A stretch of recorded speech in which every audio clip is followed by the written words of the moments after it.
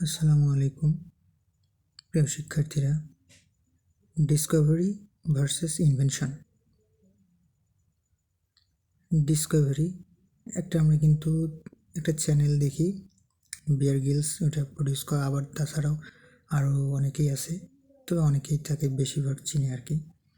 তো ডিসকভারি মানে কিন্তু আবিষ্কার, আর ইনভেনশন মানেও কিন্তু আবিষ্কার। তার মানে দুইটাই কিন্তু একই না, দুইটাই কিনা, দুইটার ব্যবহার আলাদা আলাদা।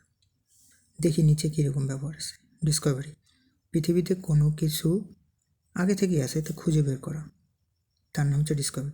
মানে পৃথিবীতে আগে থেকেই আছে কোনো একটা জিনিস, বা যে কোনো জিনিস থাকুক, সেটা আগে থেকেই আছে, সেটা নতুন করে কেউ খুঁজে বের করছে, এই খুঁজে বের করার নাম হচ্ছে ডিসকভারি। আর ইনভেনশন হচ্ছে নতুন করে কোনো কিছু তৈরি করা।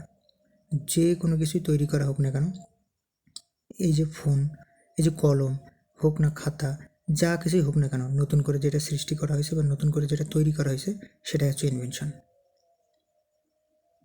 আসসালামু আলাইকুম।